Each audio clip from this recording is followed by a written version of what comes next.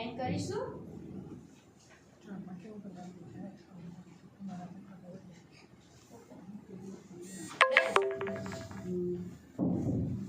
હવે આપણે લોકો લાઈન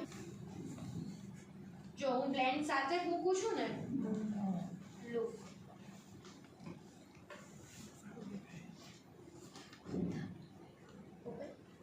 ડન.